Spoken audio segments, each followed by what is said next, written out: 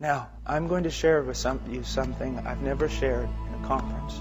It's a personal testimony. And it might cause many of you to be very disappointed in me and even not even hear anything I have to say. So be it. I preached in a lot of places once.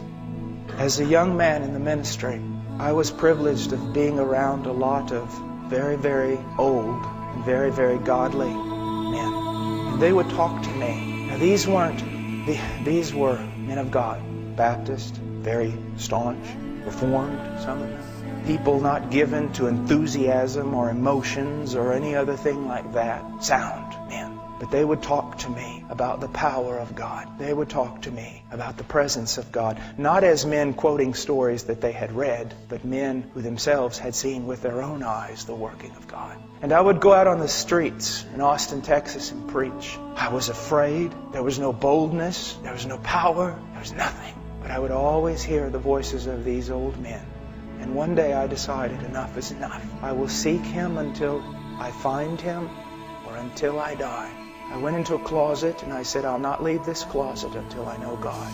15 minutes later, I fell asleep. My roommates came home and found me in the closet. So I took an alarm clock with me. Please, I'm not saying this for any other reason except I feel like I'm supposed to. Took an alarm clock with me. Set it for every 15 minutes. I'd pray for maybe 5 or 10 minutes. Fall asleep. Alarm clock go off. Set it again. This was my prayer. I didn't pray for China. I didn't pray for the presence of God.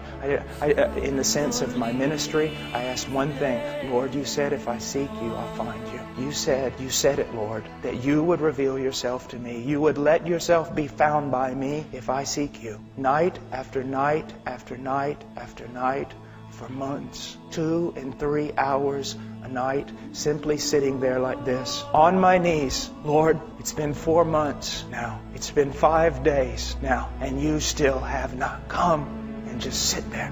Lord, I've been here 3 hours, and you have not come. Day after day and night after night.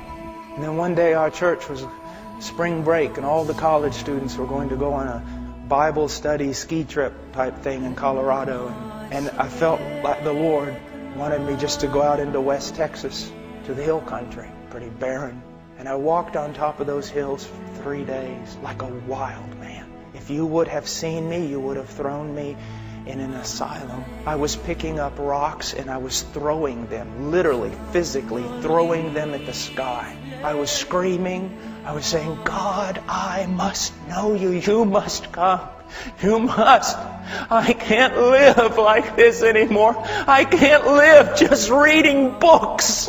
I can't live just reading about revivals and about people who knew somebody who knew somebody who knew somebody who knew you. And nothing happened. I went home. And another several weeks passed. And one night, He came.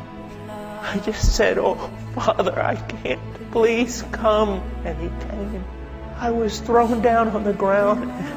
I don't know how long in a fetal position, covering my head, thinking, God's come to kill me. The presence of God, in a way that in 1 second, more of my sin and my need and His glory and power was revealed. And then all of a sudden, every bit of fear was taken away. And I was filled with such joy. And my mouth shot open. Now don't be afraid.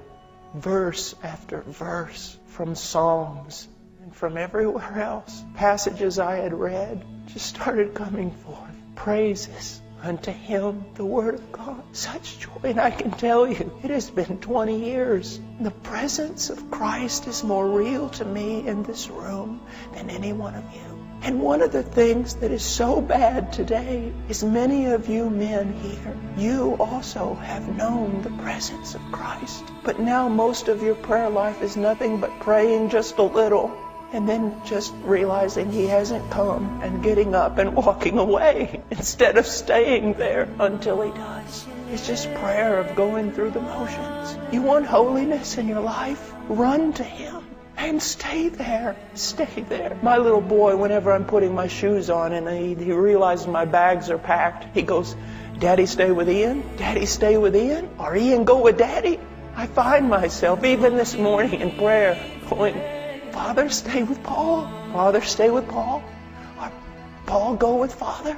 I see so many boys today in the pulpit. They're boys. Because as those old men told me, the mark of a man of God is God upon the man. And I don't want to sound, I don't want to sound arrogant. I don't want to sound anything else. I just want to say this, that we have the desperate need to be men marked by the presence of God. We have the desperate need